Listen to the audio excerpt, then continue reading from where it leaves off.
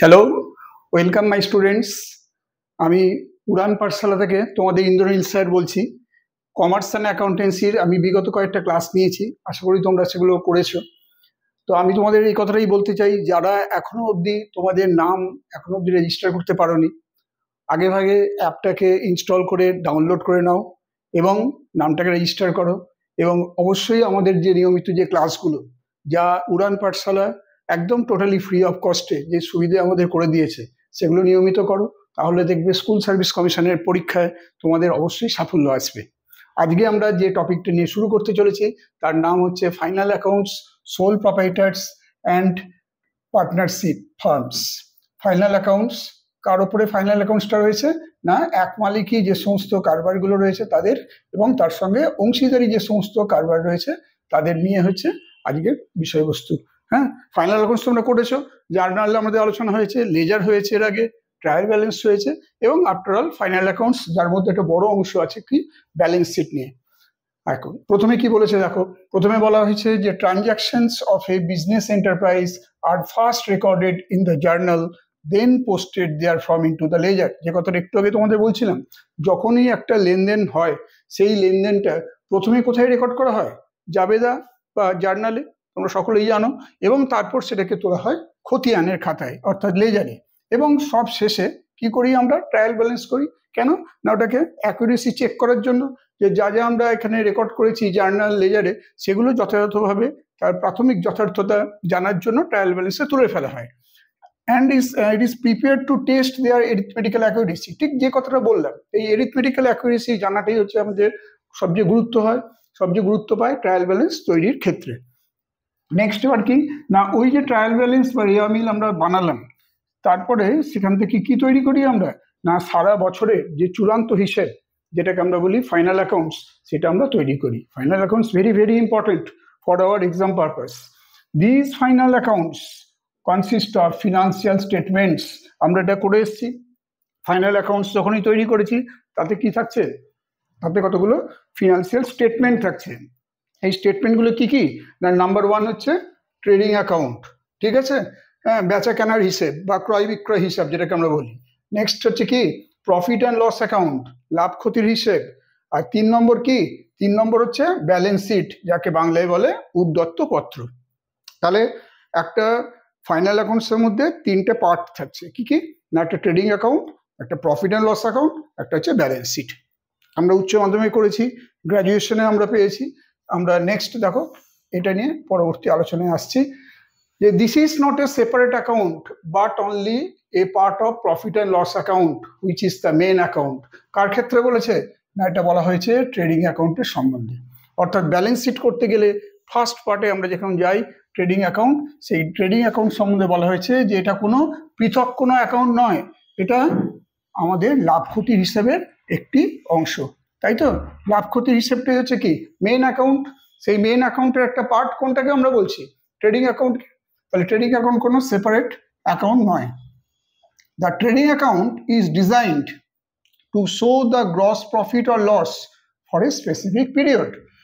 অর্থাৎ ট্রেডিং অ্যাকাউন্টটা কিভাবে বানানো হয় না, ট্রেডিং অ্যাকাউন্টটা বানানো হয় এটা যে কোনো একটা নির্দিষ্ট সময়কালের জন্য কতটা মোট লাভ বা প্রতিষ্ঠানের মোট কতটা ক্ষতি হয়েছে সেইটা সেখান থেকে বার করার জন্য।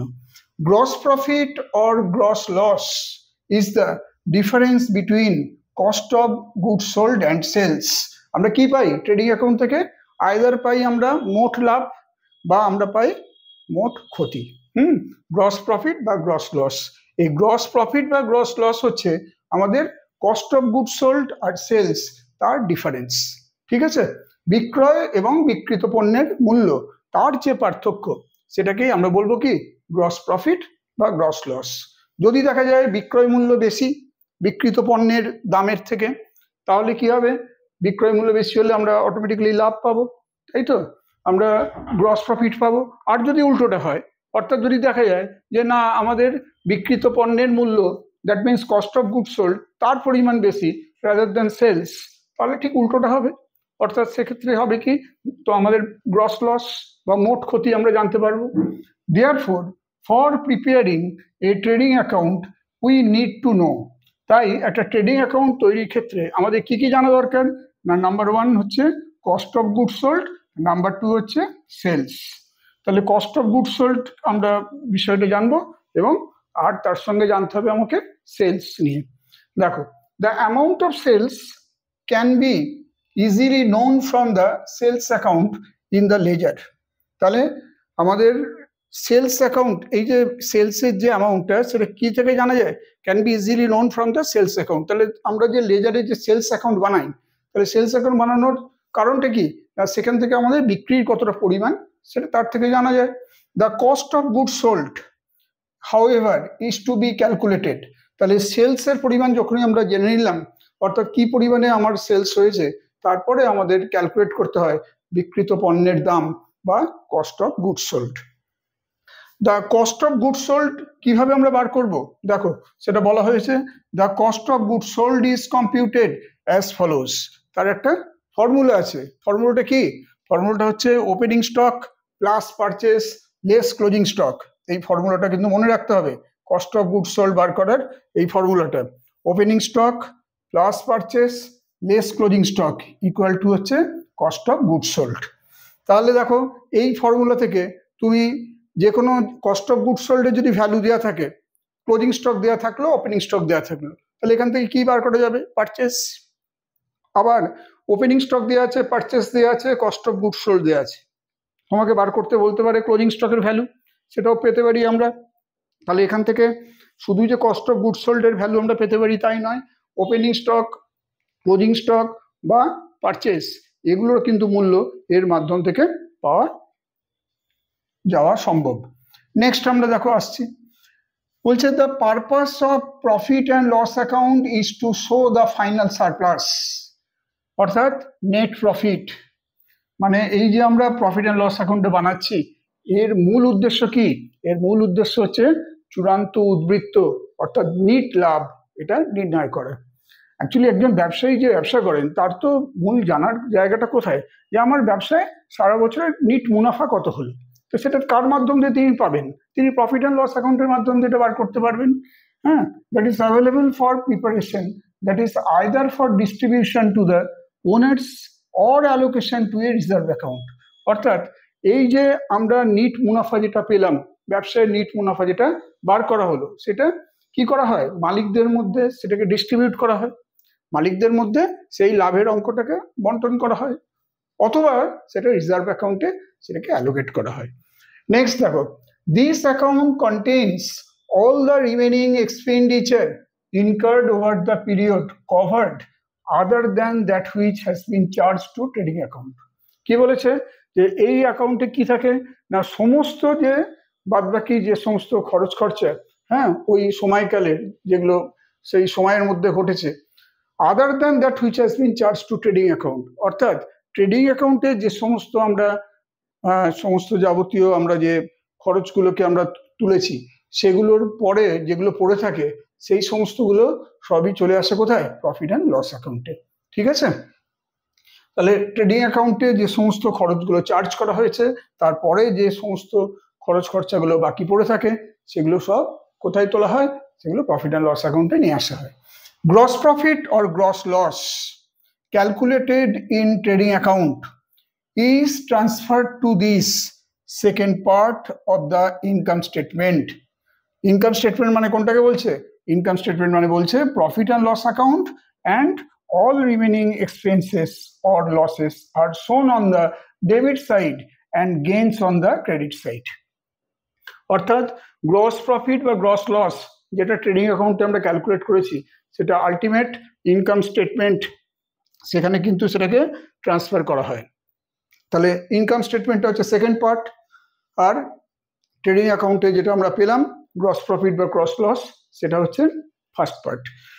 এই যে ইনকাম স্টেটমেন্টে যে সেকেন্ড পার্টটা তোলা হলো, তাহলে এর মধ্যে অ্যাকচুয়ালি আমরা কি কি পাচ্ছি, লাভ ক্ষতির হিসাব আর বাদবাকি সমস্ত খরচ খরচাগুলো। ঠিক আছে, খরচ হতে পারে বা সেগুলো কোনো ক্ষয়ক্ষতি হতে পারে, সেগুলো যদি এক্সপেন্স বা লস হয় সেগুলো আমরা আনবো কোথায়, ডেবিট সাইডে, এটা আমরা জানি, কারণ অল এক্সপেন্সেস অ্যান্ড লসেস, হ্যাঁ, এটা কি হয়, is debit and all incomes and gains আমরা জানি গোল্ডেন রুলস অনুযায়ী সেগুলো ক্রেডিট হয়। তাই বলা হয়েছে যে shown on the debit side and gains on the credit side. ঠিক ওই রুল মেনে এই কথাটা লেখা হয়েছে। The balancing figure in this account is the net profit or net loss. অর্থাৎ আমরা যে প্রফিট অ্যান্ড লস অ্যাকাউন্ট বানালাম তাতে একদিকে কি থাকে, আয়ের দিক, একদিকে ব্যয়ের দিক। তাহলে আয় ব্যয়ের মধ্যে যে পার্থক্য, অর্থাৎ সেটা কি বলা হচ্ছে, ব্যালেন্সিং ফিগার। সেই ব্যালেন্সিং ফিগারটাই হচ্ছে আলটিমেট নেট প্রফিট বা নেট লস। যদি দেখা যায় খরচের দিক বেশি, তুলনামূলকভাবে আয়ের দিক কম, স্বাভাবিকভাবে কি হবে, সেখানে নেট লস হবে। আর যদি ঠিক উল্টোটা হয়, যেটা অধিকাংশ ক্ষেত্রেই আমাদের এক্সপেক্টেড, যে আয়ের দিকটা বেশি প্রফিট অ্যান্ড লস অ্যাকাউন্টে কিন্তু খরচ বা ব্যয়ের দিক কম, তাহলে সেখানে আমরা পাবো নেট প্রফিট বা নেট মুনাফা। আশা করি এটা বুঝতে পারলে। দেখো পরেরটায় আসছি আমরা। নেক্সট হচ্ছে কি না, বলছে ব্যালেন্স শিট। এই balance sheet, trading, profit and loss account, এগুলোর পরে কিন্তু আমরা পরবর্তী ধাপে যেটা পাই সেটাই হচ্ছে ব্যালেন্স শিট বা উদ্যত্তপত্র। ফাইনাল অ্যাকাউন্ট বলতে আমরা অনেকেই কিন্তু এই ব্যালেন্স শিটটাকে মূলত আমরা সেটাকে মনে করি।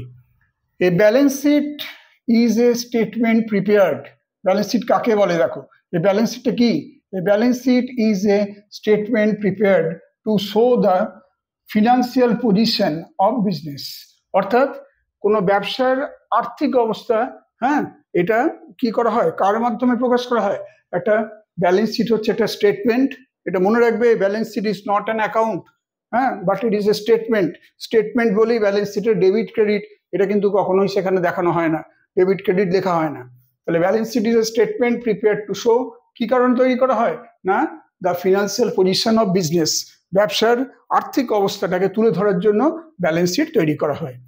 It does this by listing the various assets of the business for which it is prepared and the claim against these assets. প্রত্যেকটা ব্যবসার কিছু সম্পদ থাকে, কিছু দায় থাকে। দায় বা দেনা ইংলিশে বলি আমরা লায়াবিলিটি, ব্যবসার যেটা সম্পদ সেটাকে আমরা বলি অ্যাসেটস। অর্থাৎ অ্যাসেটস অ্যান্ড প্রপার্টিজ এটা একটা সাইড, আর এক সাইডে থাকছে লায়াবিলিটিস অ্যান্ড ক্যাপিটাল। তাহলে আমরা কি করি, বিভিন্ন সম্পত্তিগুলো কারবারের সেগুলোকে একটা লিস্টিং করি, একটা তালিকা তৈরি করি, এবং এইভাবে ব্যালেন্স শিটের একটা দিক যেমন তৈরি করা হয় অ্যাসেট সাইড, আর একটা দিকে কি করা হয় না, তার এগেনস্টে যে ক্লেমগুলো রয়েছে, যে এগেনস্টে যে ক্লেম সেটাকে আমরা বলছি liability. A balance sheet is closely related to the fundamental accounting equation.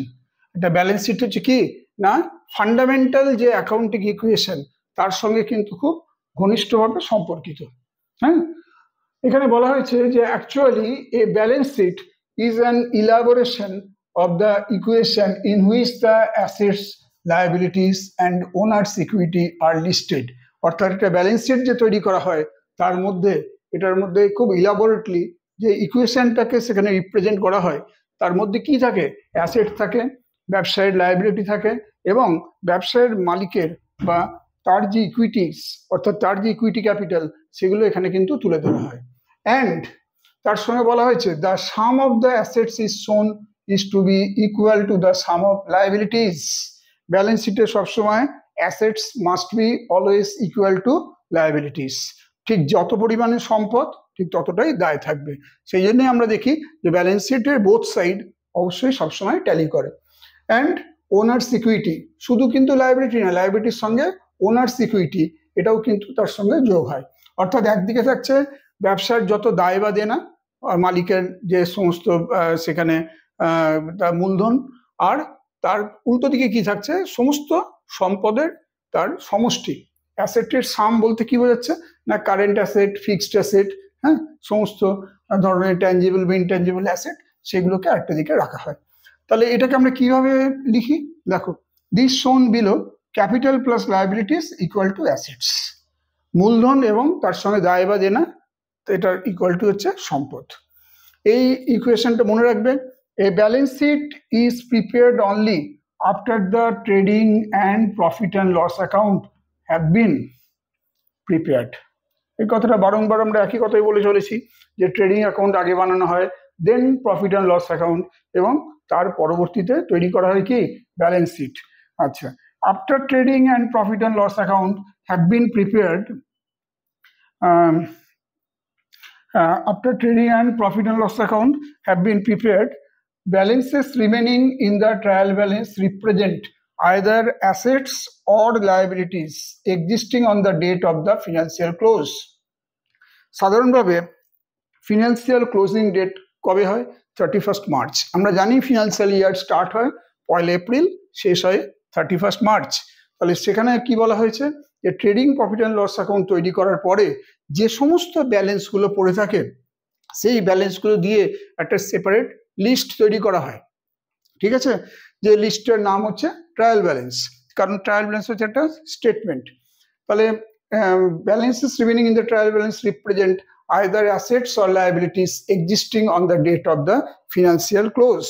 অর্থাৎ যে আমরা ব্যালেন্সগুলো পড়ে থাকলো সেগুলোর মাধ্যমে আমরা দেখছি কি অ্যাসেট বা লায়াবিলিটি সেই ফিনান্সিয়াল ইয়ার এন্ডিংয়ে তৈরি করা হয়। অ্যাসেট বা লায়াবিলিটি যেটা বানানো হলো অ্যাকচুয়ালি সেটা কি বলা হয়? Balance sheet. These assets and liabilities are arranged in an order and the resultant is called a balance sheet or position statement. অর্থাৎ একটু আগে যেটা বললাম অ্যাসেট এবং লায়াবিলিটিগুলো নিয়ে যেভাবে অ্যারেঞ্জ করা হয়, বিভিন্ন রকম তার অ্যারেঞ্জ করার জন্য নিয়ম আছে, রুলস অ্যান্ড রেগুলেশনস আছে। যে কোনো একটা অর্ডারে এটা বানানো হয়, সেই অর্ডার ধরে যখন বানানো হয় তখন সেটাকে বলছে, নাম দেওয়া হয়েছে ব্যালেন্স শিট বা বলা হয় পজিশন স্টেটমেন্ট। এই balance sheet is not an account, এই কথাটা আমি আগেও উল্লেখ করেছি। ডেবিট ক্রেডিট এখানে কিন্তু ইউজ করা হয় না, কারণ ব্যালেন্স শিট হচ্ছে নির্দিষ্ট একটা দিনে, ব্যালেন্স শিট হচ্ছে গোটা মানে প্রতিষ্ঠানের তার একটা আর্থিক অবস্থা তুলে ধরা হয়, সেই জন্য এটাকে একটা স্টেটমেন্ট হিসেবে দেখানো হয়। Is not an account and it does not have debit and credit sides. এই জায়গাটা খুব ভাইটাল, এটা ভীষণভাবে মনে রাখবে। অনেকে মনে করে যে ব্যালেন্স শিট বোধহয় একটা অ্যাকাউন্ট, মোটেও নয়, ব্যালেন্স শিট একটা স্টেটমেন্ট, সেই কারণে ডেবিট ক্রেডিট সাইড থাকে না। A point to note is that a balance sheet is prepared as on a certain date and not for a period. Balance sheet এটা তৈরি করা হয় নির্দিষ্ট তারিখে, নট ফর এ পিরিয়ড। মনে রাখবে যখন কোনো অ্যাকাউন্ট আমরা যখন বানাই তখন একটা কোনো সময়কালের জন্য, অর্থাৎ সেটা 1 বছর হতে পারে, 6 মাস হতে পারে, এরকম নির্দিষ্ট কোনো সময়কালের জন্য হয়। কিন্তু যখন এটা কোনো স্টেটমেন্ট হচ্ছে সেটা পার্টিকুলার কোনো একটা ডেটে হয়, সেই জন্য লেখা হয় অ্যাজ অ্যাট বা অ্যাজ অন বলে সেটা লেখা হয়। নেক্সট আসি আমরা পরের, আমরা দেখছি এখানে কতগুলো মাল্টিপল চয়েস কোয়েশ্চেনে আমরা আসছি, সেগুলো আমাদের ভীষণভাবে পরীক্ষা এগুলো আমাদের আসে। আলটিমেট যতটা আমাদের নলেজ দরকার তার সঙ্গেও কিন্তু আমাদের সমানভাবে প্র্যাকটিস দরকার হচ্ছে এমসিকিউ, কারণ এগুলোই কিন্তু আমাদের পরীক্ষায় আলটিমেট লাগবে। প্রথম কোশ্চেন যেটা এসছে দেখো, বলছে assets very easily convertible into cash. অর্থাৎ যে সমস্ত সম্পদকে খুব সহজেই নগদে রূপান্তর করা যায় তাকে কি বলা হবে? কারেন্ট অ্যাসেট, না ফিক্সড অ্যাসেট, না লিকুইড অ্যাসেট, নাকি ফ্লোটিং অ্যাসেট? আশা করি তোমরা অনেকেই এই উত্তরটা করে নিতে পেরেছো যে যে সমস্ত সম্পদ খুব সহজে নগদে রূপান্তরযোগ্য তাকে আমরা কোন ধরনের অ্যাসেট বলবো? তাকে বলা হয় তরল অ্যাসেট, লিকুইড অ্যাসেটস। মনে থাকবে, assets are very easily convertible into cash. হ্যাঁ, তাহলে সেটাকে কি বলা হয়? Liquid asset. তাহলে 1-এর সি হচ্ছে কারেক্ট আনসার। গুডউইল, আমরা জানি বিজনেসের খুব গুরুত্বপূর্ণ জিনিস হচ্ছে গুডউইল। সেই goodwill should be classified as a, আগে মনে মনে ঠিক করে নাও গুডউইল কোন দিকে লেখা হয়, অ্যাসেট না লায়াবিলিটিতে? নিশ্চিতভাবে তোমরা জানো গুডউইল হচ্ছে অ্যাসেটের একটা অঙ্গ, কিন্তু কোন অ্যাসেটের মধ্যে পড়বে? কারেন্ট অ্যাসেট, না লিকুইড অ্যাসেট, না ইনট্যাঞ্জিবল অ্যাসেট, না ফ্লোটিং অ্যাসেট? অ্যাকচুয়ালি গুডউইল তো হাতে ধরা যায় না, গুডউইল খালি চোখে দেখা যায় না, ছোঁয়া যায় না, তাই তো? কিন্তু বিজনেসের গুডউইলের একটা যথেষ্ট মূল্য আছে, সেই জন্য এটাকে আমরা বলি ইনট্যাঞ্জিবল অ্যাসেট। ট্যাঞ্জিবল অ্যাসেট কোনগুলো? ট্যাঞ্জিবল অ্যাসেট মানে যাকে ধরা যায়, ছোঁয়া যায়, স্পর্শ করা যায়, হ্যাঁ, সেগুলো হচ্ছে ট্যাঞ্জিবল অ্যাসেট। সেটা বিজনেসের কোনো গাড়ি হতে পারে, বা বিজনেসের কোনো হয়তো তার বিল্ডিং হতে পারে, বা কোনো মেশিন হতে পারে, সেগুলো হচ্ছে ট্যাঞ্জিবল। কিন্তু যেটা ধরা যায় না, ছোঁয়া যায় না, হ্যাঁ, অথচ তার আর্থিক মূল্য রয়েছে, সেগুলো হচ্ছে ইনট্যাঞ্জিবল অ্যাসেট। গুডউইল হচ্ছে এরকম একটা ইনট্যাঞ্জিবল অ্যাসেট। আশা করি বোঝা গেছে। নেক্সট কোশ্চেন আসছি, দেখো বলছে যে assets appearing in the book but having no value are known as. অর্থাৎ হিসেব বইতে অ্যাসেটটা দেখানো হয়েছে, কিন্তু আলটিমেটলি সেই অ্যাসেটের কোনো মূল্য নেই, ঠিক আছে, কোনো আর্থিক মূল্য নেই, তখন তাকে কোন ধরনের অ্যাসেট বলা হবে? প্রথম অপশনে আছে ওয়েস্টিং অ্যাসেট, তারপর আছে ইনট্যাঞ্জিবল অ্যাসেট, তারপর আছে ফিকটিশিয়াস অ্যাসেটস, তারপর হচ্ছে কারেন্ট অ্যাসেটস। এই চারটে অপশন আছে, কোনটা হতে পারে? যে হিসেব বইয়ে অ্যাসেটটা রয়েছে অথচ নাকি তার কোনো মূল্য নেই, আর্থিক মূল্য নেই, তাহলে সেটাকে আমরা বলবো ফিকটিশিয়াস অ্যাসেটস। ফিকটিশিয়াস অ্যাসেটস অর্থাৎ ওটা একটা কাল্পনিক সম্পত্তি, ঠিক আছে, fictitious assets. Next, profit and loss account of business shows the, আমরা ট্রেডিং বানাই, প্রফিট অ্যান্ড লস অ্যাকাউন্ট বানাই। ট্রেডিং অ্যাকাউন্টের আগে কোনো কোনো ক্ষেত্রে ম্যানুফ্যাকচারিং অ্যাকাউন্টও তৈরি করা হয়, তোমরা সবই জানো। তার পরবর্তীতে আমরা করি কি, আলটিমেটলি গিয়ে করি ব্যালেন্স শিট। তো সেই প্রফিট লস অ্যাকাউন্ট যেটা বিজনেসে তৈরি করা হয়, এটা কি দেখায়, কি কারণে এটা তৈরি করা হয়? ফার্স্টে বলছে ব্যালেন্স অফ অল অ্যাকাউন্টস, তারপর বলছে গ্রস প্রফিট আর্নড, তারপর নেট প্রফিট আর্নড, তারপর হচ্ছে ক্যাপিটাল এমপ্লয়েড ইন বিজনেস। অর্থাৎ সমস্ত অ্যাকাউন্ট ব্যালেন্সগুলো শুধু দেখানোর জন্য না, দ্বিতীয় অপশন বলছে নাকি না মোট লাভ যা অর্জন হয়েছে ব্যবসায়ের সেটাকে দেখানোর জন্য, নাকি নিট মুনাফা কতটা হয়েছে সেটা দেখানোর জন্য, নাকি ব্যবসায়ের কতটা মূলধন নিয়োগ হয়েছে, ঠিক আছে? চারটের মধ্যে কোনটা আনসার হওয়া উচিত? প্রফিট অ্যান্ড লস অ্যাকাউন্ট বলতে সবসময় আমরা আগেই জেনেছি নেট প্রফিট বা নেট লস। যদি বিজনেসে লস হয় তাহলে সেটা নেট লস হিসেবে আসবে, যদি বিজনেসে প্রফিট আর্ন করে তাহলে উত্তর হবে নেট প্রফিট আর্নড। তোমরা মনে রাখবে গ্রস প্রফিট বা গ্রস লস এটা দেখায় ট্রেডিং অ্যাকাউন্ট, আর নেট প্রফিট বা নেট লস দেখায় হচ্ছে প্রফিট অ্যান্ড লস অ্যাকাউন্ট। পরবর্তী কোশ্চেনে আসি, ব্যালেন্স শিট শোজ দ্য, অর্থাৎ ব্যালেন্স শিট কি দেখায়? ব্যালেন্স শিট এই চারটে অপশন আছে, দেখি তোমরা নিজেরা চেষ্টা করে পারো কিনা। প্রথমে বলেছে ব্যালেন্সেস অফ অল অ্যাকাউন্টস, দ্বিতীয় বলেছে net profit earn during a period, third বলেছে ফিনান্সিয়াল পজিশন অফ বিজনেস, আর লাস্টে আছে কোনোটিই নয়। তোমাদের একটু আগে আমি বলেছি যে net profit earn during a period এটা আমরা পাচ্ছি কোথায় না, প্রফিট অ্যান্ড লস অ্যাকাউন্টে, এবং যদি আমাদের এটা gross profit earn during a period হতো তাহলে এটা পেতাম আমরা ট্রেডিং অ্যাকাউন্টে। কিন্তু ব্যালেন্স শিট অ্যাকচুয়ালি কিসের কারণে হয়? ব্যালেন্স শিট তৈরি করা হয় যে একটা কারবারের তার যে আর্থিক অবস্থা, অর্থাৎ তার যে সম্পদ বা দায় কি অবস্থায় রয়েছে সেইটা তৃতীয় ব্যক্তিদের কাছে তুলে ধরার জন্য। কারণ একটা ব্যালেন্স শিট কিন্তু বিভিন্ন পক্ষের লোকজনদের কিন্তু দেখার প্রয়োজন হয়, সেটা বিজনেসের ডেটার্স, ক্রেডিটার্স, গভর্নমেন্ট, তার শেয়ার হোল্ডার, প্রত্যেকে, ইনভেস্টার, হ্যাঁ, প্রত্যেকেই কিন্তু সেই তার ব্যবসার যে ব্যালেন্স শিটটা কিন্তু তারা প্রত্যেকেই দেখতে চায়, কারণ আর্থিক স্বাস্থ্যটা তার কিন্তু ব্যবসার আর্থিক স্বাস্থ্য তুলে ধরা হয় ব্যালেন্স শিটেরই মাধ্যমে। তাই balance sheet shows the financial position of business. পরের কোশ্চেন কি আছে দেখো, purchase of office equipments results in, আমরা যদি অফিসের কিছু সামগ্রী কিনি, অফিস ইকুইপমেন্ট যেগুলোকে বলা হয়, সেই যে জিনিসগুলি কিনি তাহলে তার ফলে কি হবে? ফার্স্ট অপশন বলছে ইনক্রিজ ইন ক্যাপিটাল, দ্বিতীয় বলেছে ডিক্রিজ ইন লায়াবিলিটিস, থার্ড হচ্ছে ইনক্রিজ ইন অ্যাসেটস, চতুর্থ হচ্ছে ডিক্রিজ ইন ক্যাপিটাল। প্রথমেই আগে আমাদের মাথায় রাখতে হবে যে ইকুইপমেন্টটা কি, এটাকে আমরা অ্যাসেট বলবো না লায়াবিলিটি বলবো? এটা ব্যবসার যে সমস্ত আমরা ইকুইপমেন্টগুলো কিনছি যা ব্যবসা চালাতে আমাদের প্রতিনিয়ত সাহায্য করছে, সেগুলো অ্যাকচুয়ালি হচ্ছে ব্যবসার একটা সম্পদ। তাহলে তার ফলে কি আমাদের মূলধন বাড়বে, না দ্বিতীয় অপশন বলছে নাকি না আমাদের দায় বা দেনা কমবে? থার্ড অপশন যেটা বলেছে সেটা বলা হচ্ছে যে অ্যাসেট বাড়বে, নাকি লাস্টে বলেছে মূলধন কমবে?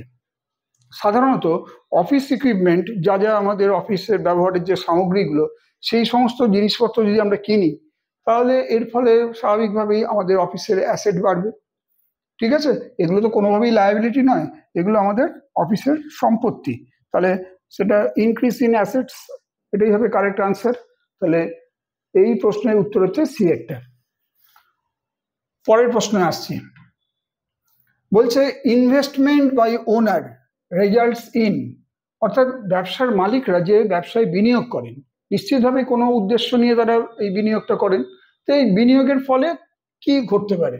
ফার্স্টে বলছে increase in capital and decrease in liability, অর্থাৎ মূলধন বাড়বে আর দায় বা দেনা কমবে, প্রথম এটা বলা হয়েছে এরকম। আচ্ছা, দ্বিতীয় কি বলেছে? দ্বিতীয়টা বলছে ইনক্রিজ ইন ক্যাপিটাল, মূলধন বাড়বে, আর আমার দায় বা দেনা তার সাথেও বাড়বে, অর্থাৎ মূলধনও বাড়ছে, দায় বা দেনাও বাড়ছে। থার্ড আমাদের অপশনে কি বলছে? নাকি মূলধন বাড়বে এবং তার সঙ্গে অ্যাসেটও বাড়বে। আর চতুর্থ কি বলা হয়েছে? নাকি মূলধন বাড়বে এবং তার সঙ্গে অ্যাসেট কমবে। কি হতে পারে দেখো, যখন ইনভেস্ট করছেন ওনাররা তার ব্যবসায়, তার ফলে যেমন ব্যবসার মূলধন বাড়ে। আমি 1 লাখ টাকা আমার ব্যবসায় নিয়োগ করলাম, তার মানে কি হচ্ছে? ব্যবসার মূলধন বাড়ছে আর ব্যবসার অ্যাসেটও কিন্তু বাড়ছে, কারণ আমরা জানি অ্যাসেট ইকুয়াল টু হচ্ছে কি লায়াবিলিটিস। লায়াবিলিটিস মধ্যে কোন পার্টটা পড়ে? ক্যাপিটাল অ্যান্ড লায়াবিলিটিস একসাথে বলা হয়। তাহলে ক্যাপিটাল যদি বাড়ে তাহলে অ্যাট দ্য সেম টাইম আমার অ্যাসেটও বাড়বে। তাহলে যেমন ব্যবসায় মূলধন বাড়লো, একদিকে সেম টাইম আমার অ্যাসেটও বাড়লো। আমরা সাধারণত কি করি? যখন কিছু নগদ টাকা ব্যবসায় নিয়ে আসি, কি জার্নাল এন্ট্রি পাস করি? Cash account debit two capital account. তার মানে কি, একদিকে দেখা যাচ্ছে ক্যাপিটাল ক্রেডিট ব্যালেন্স সেটা বাড়ছে, আর ক্যাশ হচ্ছে আমার একটা সম্পদ, সেটাও বাড়ছে। তাহলে এখানে increase in capital and increase in asset, that will be the correct answer. পরের প্রশ্ন, in a business net assets on 1st জানুয়ারি আর ₹6,000। তাহলে 1 জানুয়ারি কোনো বছরের ব্যবসার নিট সম্পদের পরিমাণ দেখাচ্ছে কত? 6,000 টাকা।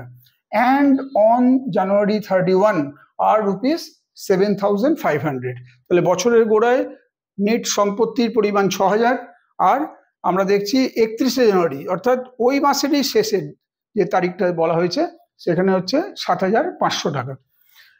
প্রশ্নটাতে কি বলেছে? ইফ উইথড্রয়ালস বাই ওনার ডিউরিং জানুয়ারি আর ₹1,000। তাহলে টাকা ব্যবসায় দেওয়া হয়েছে এক মাসের গোড়ায় 6,000 টাকা, মাসের শেষে হচ্ছে 7,500 টাকা সেখানে তোমার রয়েছে, ব্যবসার নেট অ্যাসেটস দেখাচ্ছে। কিন্তু ব্যবসার যারা মালিক তারা কিন্তু ওই মাসেরই কোনো এক সময় 1,000 টাকা কিন্তু তারা উইথড্র করেছে, তুলে নিয়েছে। তাহলে এখানে তোমাকে জানতে চেয়েছে the net income for January is, তাহলে জানুয়ারি মাসের নেট আয়ের পরিমাণ কত? ঠিক আছে, অর্থাৎ এখানে অপশনে প্রথমে আছে 1,500 টাকা, তারপরে আছে 500 টাকা, তারপরে আছে 2,500 টাকা, তারপর আছে নান অফ দিস। দেখি তোমরা এটা কিভাবে এটা করতে পারো, ভাবো দেখি কি কোন উত্তরটা হওয়া উচিত। 6,000 টাকা আমার হচ্ছে ব্যবসার নেট অ্যাসেট ছিল, তারপরে বছরের শেষে এলো কত? 1,500 টাকা, তার মানে বেড়েছে। আমার একটু বলা ভুল হচ্ছে, বছরের শেষ ঠিক নয়, মাসের শেষ। হ্যাঁ, জানুয়ারি 1 জানুয়ারি 31। তাহলে মাসের শেষে গিয়ে আমরা দেখছি কি যে সেখানে 1,500 টাকা কিন্তু আমার বেড়ে গেছে। তাহলে এই যে আমাদের 1,500 টাকা বেড়েছে, আর তাছাড়াও এই যে ব্যবসার যারা মালিকরা তারা আবার 1,000 টাকা নাকি তুলেও নিয়েছে। তাহলে আলটিমেট আমাদের ওই জানুয়ারি মাসের নেট ইনকাম কত হয়েছিল? নেট ইনকাম যতটা বেড়েছে 1,500 প্লাস যতটা আবার মালিকরা তুলেছে, সেই দুটোকে যদি যোগ করি 1,500 প্লাস 1,000, অর্থাৎ উত্তর হবে 2,500 টাকা। এটাই হবে কারেক্ট আনসার। ছোট্ট ছোট্ট অঙ্ক যেগুলো 1 নম্বরের হতে পারে, মানে 1 নম্বরের খালি চোখে দেখে করা যেতে পারে, এরকম ধরনের কিন্তু অ্যাকাউন্টেন্সির যে সমস্ত প্র্যাকটিক্যাল প্রবলেম যেগুলো রয়েছে সেগুলো কিন্তু অবশ্যই মাথায় রাখবে, এই ধরনের প্রশ্ন পরীক্ষা আসতে পারে। পরবর্তী আমাদের question, what is the amount of purchase when? কি বলেছে যে পারচেস পরিমাণ কত হবে যখন, কি বলছে? 24,000 টাকা, 27,000 টাকা, 20,000 টাকা, 17,000 টাকা। এখানে অ্যাকচুয়ালি কোশ্চেনটা পুরোপুরি আমাদের আসেনি, সেই জন্য এটা আমরা কিন্তু পুরোপুরি এটা দিতে পারলাম না।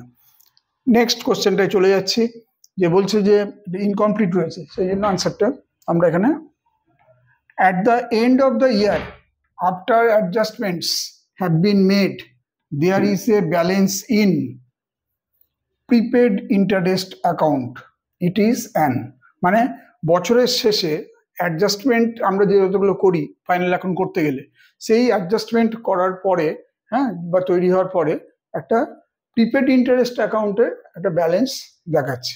এই যে প্রিপেড ইন্টারেস্ট অ্যাকাউন্টের যে ব্যালেন্স, যেটা ক্লোজিং ডেটে আমরা দেখতে পাচ্ছি অ্যাডজাস্টমেন্ট করার পরে, এটা কি একটা লায়াবিলিটি নাকি রেভিনিউ নাকি অ্যাসেট না এক্সপেন্স? অ্যাকচুয়ালি প্রিপেড মানে কি, যেটা আমরা অগ্রিম দিয়েছি, অগ্রিম সুদের টাকা আমরা দিয়েছি। তাহলে ইন্টারেস্ট অ্যাকাউন্ট যদি হয় তাহলে সেটা কি হয় না, ইন্টারেস্ট অ্যাকাউন্ট শুধু হচ্ছে ক্রেডিট ব্যালেন্স, যদি ইন্টারেস্ট আমরা পাই তাহলে ক্রেডিট, ইন্টারেস্ট যদি আমরা পে করি তাহলে সেটা হচ্ছে ডেবিট। ঠিক আছে, তাহলে আমরা আগে ভাগে এই ইন্টারেস্টের টাকাটা মিটিয়ে দিচ্ছি, অর্থাৎ যেটা এখন হয়তো দেওয়ার কথা নয়, যেটা হয়তো আগামী দিনের জন্য হয়তো সেই ইন্টারেস্টের টাকাটা তাদের প্রাপ্য, সেটা যদি আগে ভাগে দেওয়া হয় তাহলে সেটাকে অ্যাসেট হিসেবে ট্রিট করা হয়। তাহলে এটার উত্তর হবে সি। নেক্সট কোশ্চেন দেখো,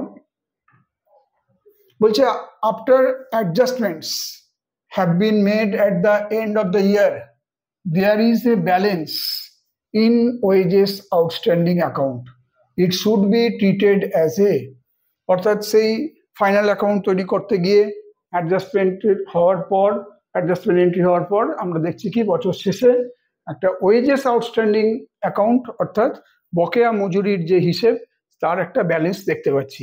তাহলে এটাকে কি হিসেবে ট্রিট করা উচিত, রেভিনিউ নাকি এক্সপেন্স নাকি লায়াবিলিটি নাকি অ্যাসেট? দেখো, যে খরচটা এখনো অবধি আমাদের করা হয়নি, ঠিক আছে, বাকি রয়েছে, আমাদের সেটা ভবিষ্যতে করতে হবে, তাহলে অর্থাৎ সেই অর্থে সেটিকে আমাদের কিন্তু দায় বা দেনা হিসেবে সেটাকে ট্রিট করা হবে।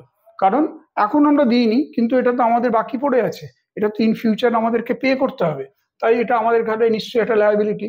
তাহলে সেটাকে আমরা, এই সি আনসারটা এখানে হবে। ঠিক আছে, প্রিপেডের ক্ষেত্রে আমরা বলেছিলাম অ্যাসেট, আর যখন এটা আউটস্ট্যান্ডিং বা বকেয়া হিসেবে আমরা দেখছি তখন কিন্তু সেই খরচটাকে আমরা দায় বা দেনা হিসেবে ট্রিট করব, সেই কারণে উত্তর হবে লায়াবিলিটি। পরের কোশ্চেনে আসছি, a 3-year premium paid on a fire insurance policy should be classified as, 3 বছরের প্রিমিয়াম, ঠিক আছে, আগুন বিমা বা অগ্নি বিমা যেটাকে বলে, সেই অগ্নি বিমার ক্ষেত্রে আমাদের একটা পলিসি করা আছে, তার জন্য 3 বছরের প্রিমিয়াম দেওয়া হয়ে গেছে। তাহলে এটাকে কোন ভাবে আমরা, মানে কোন হেডসে আমরা এটাকে ক্লাসিফাই করতে পারি? প্রথমে আছে অ্যাক্রুড অ্যাসেট, তারপরে আছে অ্যাক্রুড লায়াবিলিটি, তারপর হচ্ছে প্রিপেড এক্সপেন্স, তারপর হচ্ছে unearned revenue. Actually accrued asset মানে হচ্ছে কি, যে অ্যাসেটটা এখন অবধি আমাদের বাকি যে রয়েছে, বকেয়া যে সম্পদ। আর অ্যাক্রুড লায়াবিলিটি মানে বকেয়া দেনা। প্রিপেড এক্সপেন্স মানে যেটা অগ্রিম প্রদত্ত যে খরচ। আর আনআর্নড রেভিনিউ মানে যে রেভিনিউটা এখন অবধি আমরা আয় অর্জন করতে পারিনি। হ্যাঁ, আনআর্নড রেভিনিউ। আচ্ছা, এখানে যে 3 বছরের প্রিমিয়াম একসাথে দেওয়া হয়েছে, তার মানে কি আগে ভাগেই আমরা প্রিমিয়ামের টাকাটা দিয়ে দিয়েছি, 3 বছরের টাকা একসাথে দেওয়া হয়েছে ফায়ার ইন্স্যুরেন্স পলিসি বাবদ, এটাকে অবশ্যই ট্রিট করা হবে প্রিপেড এক্সপেন্স। প্রিপেড মানে পেড ইন অ্যাডভান্স, হ্যাঁ, সেই প্রিপেড এক্সপেন্স হিসেবে এটা ট্রিট করতে হবে। পরেরটায় আসি আমরা, দেখো নেক্সট যেটা বলছে যে closing stock is appearing in the trial balance. আমরা জানি যে কোনো ব্যবসার একটা ওপেনিং স্টক থাকে আর একটা ক্লোজিং স্টক থাকে। ক্লোজিং স্টক মানে কি, যেটা stock at the end of the year. Trial ব্যালেন্সে এই ক্লোজিং স্টকটা জন অ্যান্ড কোম্পানি ট্রায়াল ব্যালেন্সে ক্লোজিং স্টক দেখাচ্ছে। কি বলেছে, in preparing it's final accounts it should enter in. তাহলে এর ফাইনাল অ্যাকাউন্ট তৈরির ক্ষেত্রে এটা কোথায় এন্ট্রি হবে? তাহলে ক্লোজিং স্টক ফাইনাল অ্যাকাউন্ট তৈরির ক্ষেত্রে যদি সেটা ট্রায়াল ব্যালেন্সে শো করে তাহলে সেটা কোন জায়গায় দেখাবে? ট্রেডিং অ্যাকাউন্ট অনলি, নাকি ট্রেডিং অ্যাকাউন্ট এবং ব্যালেন্স শিট, নাকি শুধু ব্যালেন্স শিটে, না কোনোটি নয়? দেখো, আমরা যখন ফাইনাল অ্যাকাউন্ট তৈরি করেছি ট্রেডিং পিএল ব্যালেন্স শিট, তখন আমরা কি করেছি না, আমরা প্রথমে আমরা কি করেছি, অ্যাডজাস্টমেন্টে থাকলে আগে ট্রেডিং অ্যাকাউন্টের আমরা ক্রেডিট সাইডে লিখেছি বাই ক্লোজিং স্টক বলে, আবার আমরা কোথায় লিখেছি, ব্যালেন্স শিটের অ্যাসেট সাইডে লিখেছি। কিন্তু এখানে কি বলেছে খেয়াল রাখতে হবে, এটা বলছে যে ট্রায়াল ব্যালেন্সে অলরেডি অ্যাপিয়ার্ড হয়েছে, তার মানে কি একবার এন্ট্রি হয়েছে, তাহলে সেকেন্ড টাইম এন্ট্রিটা শুধু কোথায় হবে, ব্যালেন্স শিটেই একমাত্র হবে, কারণ অলরেডি এটা ট্রেডিং এ চলে এসছে, সেই জন্য শুধুমাত্র একটা ব্যালেন্স শিটে দেখাতে হবে। সি হবে answer, balance sheet only. Closing stock appearing in the trial balance indicates that, অর্থাৎ ক্লোজিং স্টক ট্রায়াল ব্যালেন্সে যে অ্যাপিয়ার হয়েছে, কোশ্চেনটা একই কিন্তু এখানে দেখতে হবে অপশন আলাদা, সেই জন্য কোশ্চেনটা আমি তুলেছি যে ক্লোজিং স্টক ট্রায়াল ব্যালেন্সে অলরেডি দেখাচ্ছে, সেটা কি নির্দেশ করে? First option, opening stock appears outside the trial balance. অর্থাৎ ট্রায়াল ব্যালেন্সের বাইরে এই ওপেনিং স্টকটা। দ্বিতীয় বলছে purchases have been included in the closing stock, অর্থাৎ ক্লোজিং স্টকের মধ্যেই পারচেস ইনক্লুড হয়ে রয়েছে। থার্ড কি বলেছেন, opening stock has been adjusted into the stock figure, অর্থাৎ স্টকের সঙ্গে ওপেনিং স্টক, এই স্টকের সঙ্গে ওপেনিং স্টকটা কি হয়েছে, এটা অ্যাডজাস্টেড হয়ে রয়েছে। আর চতুর্থ বলা হয়েছে closing stock will appear only in the trading account, অর্থাৎ শুধুমাত্র ট্রেডিং অ্যাকাউন্টে ক্লোজিং স্টকটা দেখা যাবে, ব্যালেন্স শিটে নয় আর কি। তাহলে এখানে যখন ট্রায়াল ব্যালেন্সে ক্লোজিং স্টকে অ্যাপিয়ার্ড হয়, তাহলে সেটা মানে বুঝে নিতে হবে যে সাধারণত তো আসে না, আমরা জানি ট্রায়াল ব্যালেন্সে ক্লোজিং স্টক আসে না, কিন্তু ট্রায়াল ব্যালেন্স যখন ক্লোজিং স্টক দেখায় তার মিনিংটা হচ্ছে এটাই, opening stock has been adjusted into the stock figure, the stock ফিগারের সঙ্গে ওপেনিং স্টকটাকে এখানে অলরেডি অ্যাডজাস্ট করা হয়েছে। পরের প্রশ্ন দেখো, বলছে যে স্টক ডাজ নট ইনক্লুড, হ্যাঁ স্টক ডাজ নট ইনক্লুড, অর্থাৎ স্টক কথাটার মধ্যে কোনটা ইনক্লুড নয়। ফার্স্ট বলছে goods in the hands of an agent, অর্থাৎ এজেন্টের কাছে যে সমস্ত মালপত্র পড়ে রয়েছে। দ্বিতীয় বলেছে goods out on approval on sell or return, অর্থাৎ যে সমস্ত মালপত্র এখনো অনুমোদিত নয় বা অ্যাপ্রুভড হয়নি, ঠিক আছে। Goods sold awaiting delivery to the buyer, অর্থাৎ ক্রেতার কাছে যে মালগুলো ডেলিভারি হওয়ার জন্য অলরেডি যেগুলো ওয়েট করছে, যেগুলো পড়ে রয়েছে।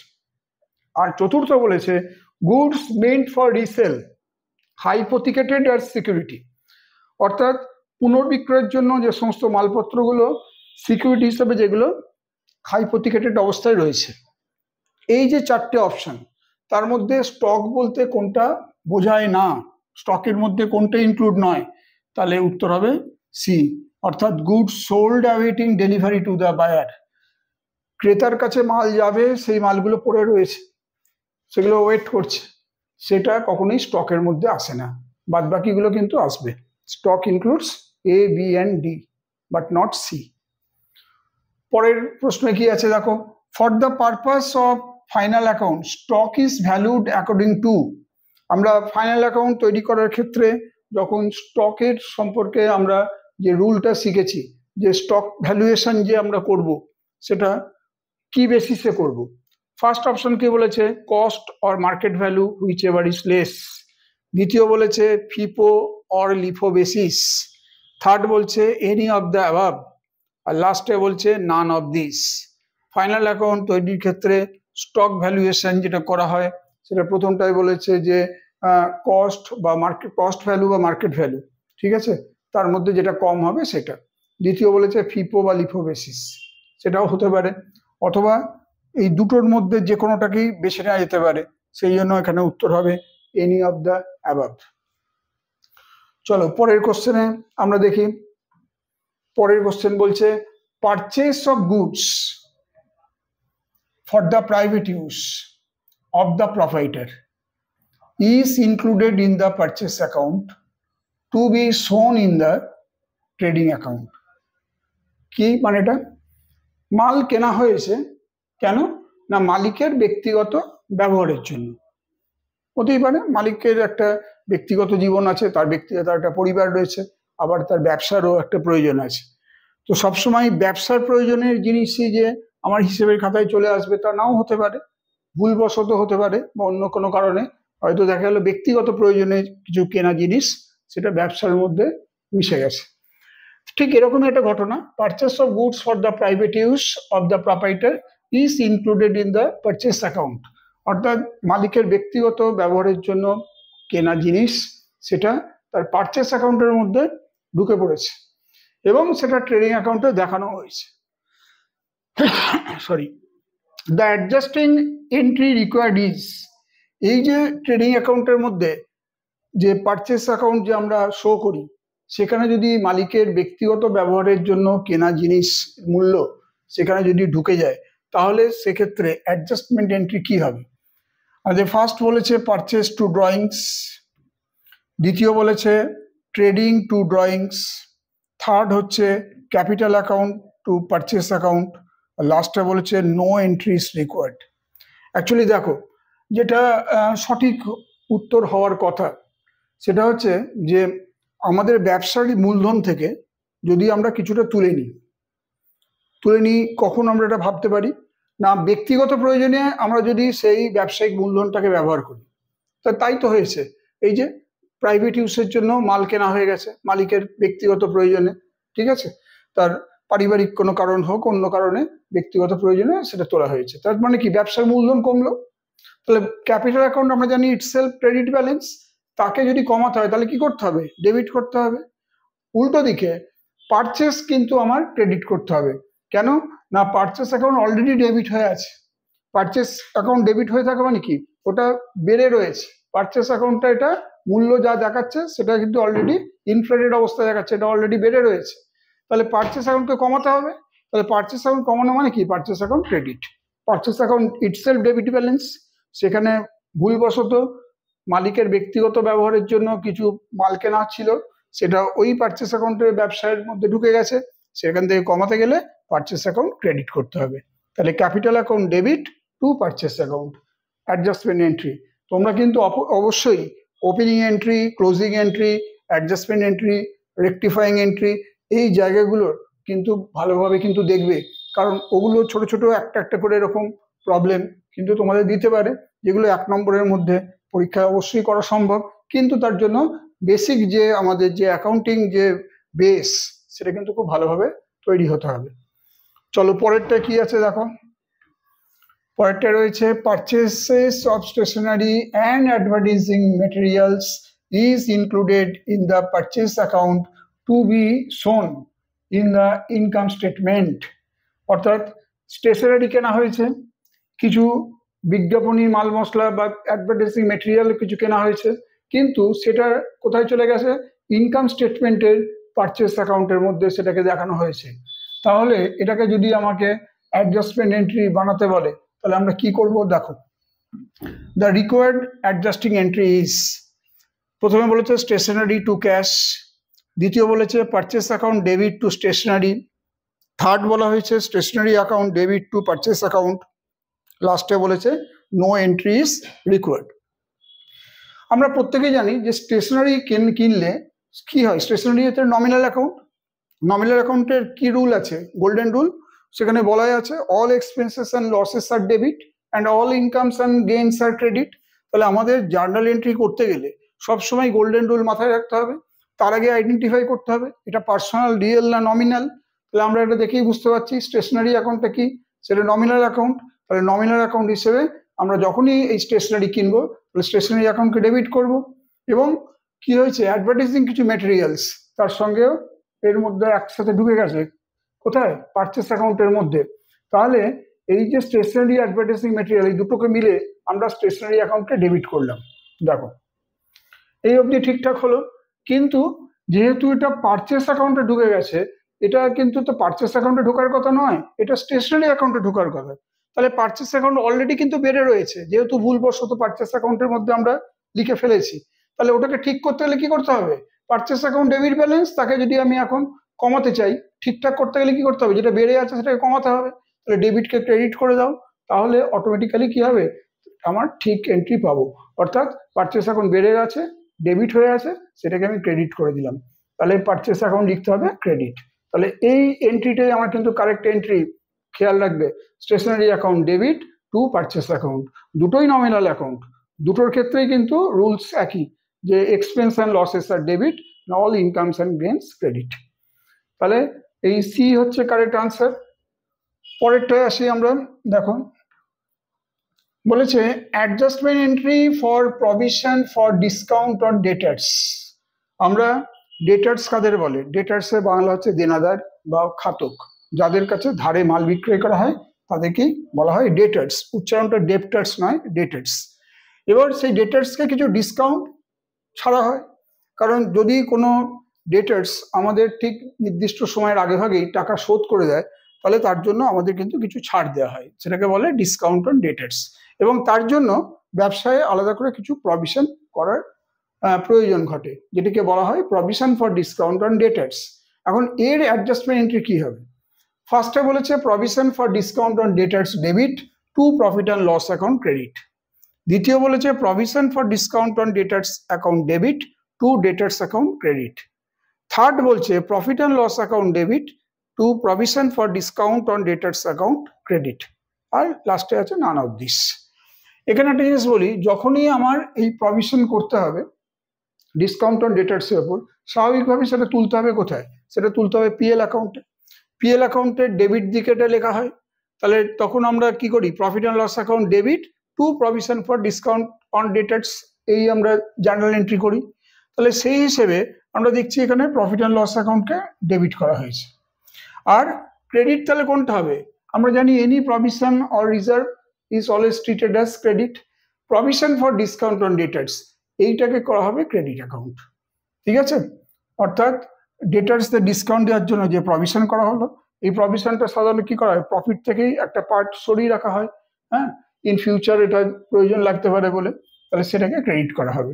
তাহলে এক্ষেত্রে কারেক্ট আনসার হচ্ছে সি এরটা, PL account debit to provision for discount on debtors account credit.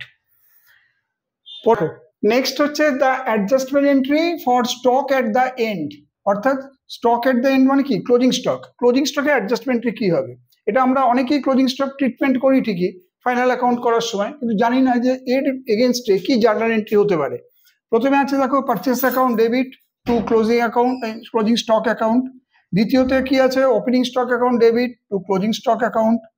Third হচ্ছে closing stock account to trading account. Last হচ্ছে নান অফ দিস। অর্থাৎ ট্রেডিং অ্যাকাউন্ট যখন আমরা বানাই তার ডান দিকে আমরা কি করি? ক্লোজিং স্টক আমরা লিখি। তাহলে ডান দিকে লেখা মানে কি হচ্ছে? ক্লোজিং স্টক অ্যাকাউন্টকে আমরা সেখানে ক্রেডিট সাইডে লিখি।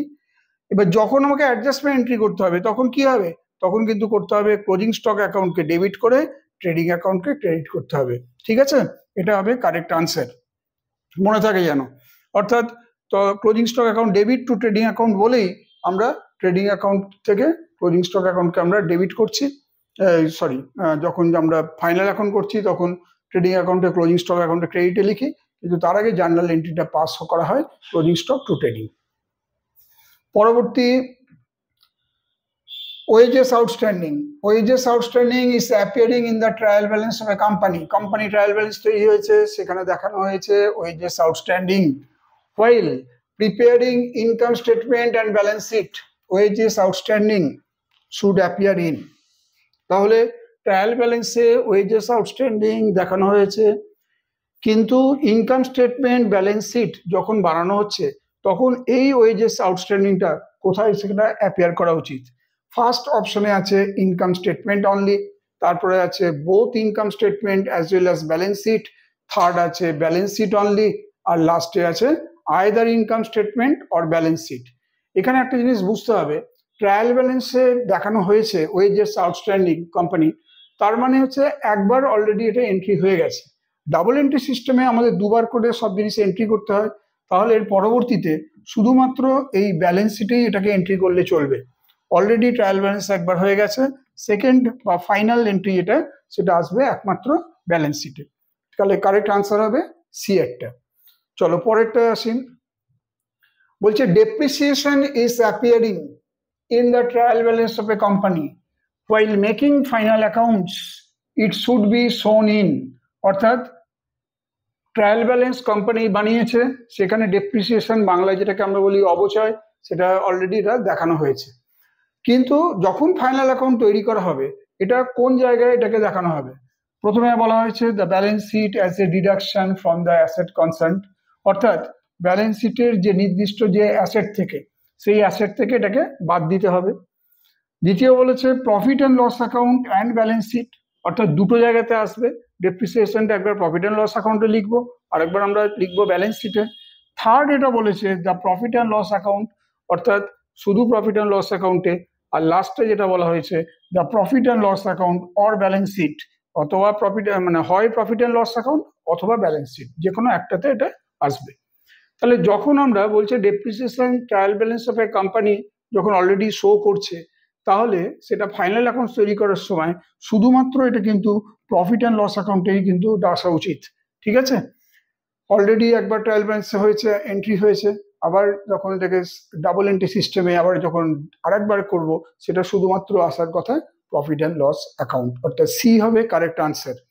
চলো পরেরটা দেখি। পরের কোশ্চেন আছে, the works manager gets commission of 10% on the profits. এই ছোট ছোট অঙ্কগুলো কিন্তু আমাদের ভীষণভাবে জরুরি স্কুল সার্ভিস কমিশনের পরীক্ষার জন্য। Works manager gets commission of 10% on the profits after a charging such commission if the profit is rupees 2200 what is the amount of his commission. এখানে খেয়াল করার ব্যাপার আছে যে ওয়ার্কস ম্যানেজারকে যে কমিশন দেওয়া হয় সেটা বিফোর চার্জিং সাচ কমিশন হতে পারে বা হতে পারে after charging such commission. After charging such commission মানে কমিশনের টাকাটা দেওয়ার পরে যে আমার ক্যালকুলেশন যেটা তার উপরে 10%। যদি প্রফিট হচ্ছে 2200 টাকা হয় তাহলে এই কমিশনের পরিমাণটা কত? তাহলে দেখো এখানে প্রফিটের পরিমাণ 2200 যদি হয় তার মানে তার উপর বলছে কি ম্যানেজার পাচ্ছে কমিশন কত? 10%। 2200 10% কত হয়? 2200 10% হয় 220 টাকা। অর্থাৎ এখানে এইটাই হবে কারেক্ট আনসার 220। ঠিক আছে, অ্যাকচুয়ালি এটা 200 হলে এটা ঠিক ছিল আর কি, এটা অপশনটা হবে হওয়ার কথা 200। আচ্ছা যাই হোক 200 240 220 244.44 তোমরা দেখতেই পাচ্ছ 2200 তার উপর 10% কমিশন পাচ্ছেন ওয়ার্কস ম্যানেজার। 2200 10% মানে হচ্ছে 220 টাকা। That will be the correct answer, সিটাই হবে সঠিক উত্তর। পরেরটা দেখো, if profits are 25% of selling price what is the percentage profit to cost? কি বলেছে? প্রফিট হচ্ছে কত? সেলিং প্রাইসের 25% হলো। তাহলে বলছে যে অর্থাৎ what is the percentage of profit to cost. এক্ষেত্রে আমরা দেখছি যে 100 টাকা যদি হয় আমার প্রফিট, 100 টাকা যদি হয় সেল প্রাইস আর 25 টাকা হয় তার যদি প্রফিট, তাহলে আমরা কস্ট কত? কস্ট তাহলে সেখানে নিশ্চয়ই 75। অর্থাৎ কস্ট যদি হয় 75 আর যদি প্রফিট যদি হয় আমার সেখানে তোমার 25, তাহলে টোটাল সেল প্রাইস কত হবে? 100 এসপি সেলিং প্রাইস। তাহলে এই যে আমাদের দেখাচ্ছে profits 25% of selling price, what is the percentage of profit to cost. তাহলে আমার 25 আর কস্ট বলেছিলাম 75, প্রফিট বলেছিলাম 25, কস্ট বলেছিলাম 75। তাহলে 25/75 মানে কত? প্রফিট অন কস্ট মানে কি? প্রফিট ওপরে থাকবে কস্ট নিচে থাকবে। 25/75 ইন্টু 100 অর্থাৎ 1/3, 100 1/3, 100 1/3 মানে কত? 33 1/3%। তাহলে যখনই আমাকে এরকম ধরনের কোশ্চেন দেবে যে প্রফিট সেলিং প্রাইসের উপর 25%, তাহলে প্রফিট টু কস্ট কত? তাহলে উত্তর হবে 33 1/3%। সি হবে কারেক্ট আনসার। পরের কোশ্চেন বলছে if profits are 1/4 of cost what is the share of profit in sales. Profits মানে কত? 1/4 অফ কস্ট। ঠিক আছে, তাহলে ধরো 100 টাকা যদি কস্ট হয় তাহলে প্রফিট হবে কত? তার 1/4 মানে 25 হলো। তাহলে দাঁড়াচ্ছে কত আমার বিক্রয় মূল্য? তাহলে কত হয়ে যাচ্ছে? 100 + 25 125। ঠিক আছে, তাহলে প্রফিট আমার হচ্ছে 25 আর আমরা এখানে সেলস পাচ্ছি কত? সেলস পাচ্ছি 125। তাহলে এখানে আমাকে যদি বলা হয় প্রফিট ইন সেলস কত আমরা পাবো? 25/125 আর ইন্টু 100। তাহলে 25 দিয়ে 125 কাটলে কত হয়? 5 হয়। 5 দিয়ে 100 কাটলে কত হয়? 20%। তাহলে আমরা এখানে যদি পার্সেন্টেজে বলে তাহলে হবে 20%, আর যদি আমার এইভাবে যদি দেয়া হয় তাহলে একটু 1/5 হবে, 1/5। ঠিক আছে, 20/100 মানে 1/5, এটাই হবে correct answer. if profits are 1/4 of cost, share of profit in sales হচ্ছে 1/5। পরেরটা আসছি দেখো, an insurance claim of ₹300 was accepted in respect of stock of ₹500 which was destroyed by fire. ₹200 not covered by insurance should be debited to। 300 টাকার একটা insurance claim যার এগেনস্টে স্টকের পরিমাণ ছিল 500 টাকা। ঠিক আছে, 500 টাকার সম্পত্তি পুরোপুরি আগুনে ভস্মীভূত হয়ে গেছে এবং 200 টাকা কিন্তু ইন্স্যুরেন্স কোম্পানি সেই ক্লেমটাকে অ্যাডমিট করেনি, ইন্স্যুরেন্সের মাধ্যমে কভার হয়নি 200 টাকা। তাহলে আলটিমেটলি সেটা এই যে টাকাটা ইন্স্যুরেন্স কোম্পানি ক্লেমটাকে অ্যাডমিট করলো না, সেটা কোথায় ডেবিট হওয়া উচিত? স্বাভাবিকভাবে সেটা প্রফিট অ্যান্ড লস অ্যাকাউন্টে আসবে, পিএল অ্যাকাউন্ট ডেবিট হিসেবে আসবে টু ইন্স্যুরেন্স ক্লেম। কত? এই 200 টাকা। ঠিক আছে, তাহলে সি হবে কারেক্ট আনসার। যে টাকাটা পাওয়া গেল না সেটা পিএল অ্যাকাউন্টে ডেবিট সাইডে বসবে। চলো পরেরটা দেখি। An example of an intangible asset, মানে যে অ্যাসেটকে কোনোভাবে ধরা যায় না, ছোঁয়া যায় না, স্পর্শ করা যায় না, তাকে আমরা বলি ইনট্যাঞ্জেবল অ্যাসেট। ঠিক আছে, আচ্ছা তাহলে এইরকম ইনট্যাঞ্জেবল অ্যাসেট এই চারটের মধ্যে কোনটা? ঠিক এরকম আমি একটা কোশ্চেনের আগেও রেখেছিলাম।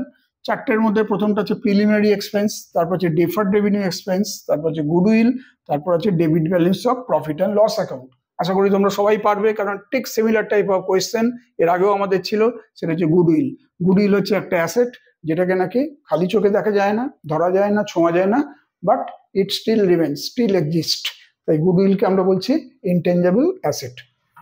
পরের কোশ্চেন দেখো, the value of closing stock is equal to, আমাদের প্রায় ক্লোজিং স্টকের ভ্যালুয়েশন করতে হয়। তাহলে সেখানে আমরা কিভাবে পেতে পারি না, গোটা বছরের যে আমার মাল বিক্রি হয়েছে সেই বিক্রি থেকে বছরের গোড়ায় কি আমার স্টক ছিল সেটাকে বাদ দাও, এবং যদি ডিউরিং দ্য ইয়ার কিছু যদি মালপত্র যদি কেনা হয় তাহলে তার মূল্যটাও বাদ দিতে হবে, দিয়ে যেটা পড়ে থাকবে সেটা হবে ক্লোজিং স্টক, অর্থাৎ sales minus opening stock minus purchase. এই ওপেনিং স্টক পারচেস যখন সেলস থেকে বাদ দিয়ে যা পড়ে থাকে সেটাই হচ্ছে ক্লোজিং স্টক।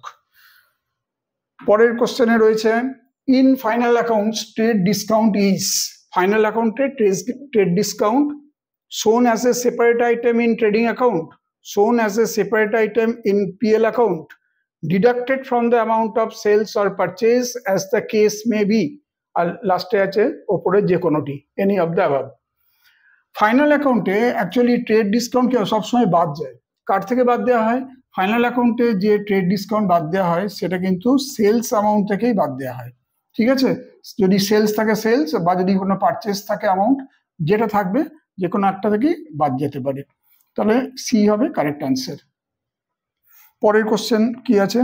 পরেরটা রয়েছে, ব্যালেন্স শিট শোজ অনলি। আমরা বারে বারে বলেছি যে ব্যালেন্স শিটে কি আসে, আমরা যখন ট্রেডিং পিএল যখন তৈরি করছি তখন কিন্তু সেখানে চলে আসছে কি, সমস্ত নমিনাল অ্যাকাউন্টগুলো চলে আসছে। পার্সোনাল রিয়েল অ্যাকাউন্টসগুলোই শুধুমাত্র দেখানো হয় ব্যালেন্স শিট, অর্থাৎ সি হবে কারেক্ট আনসার।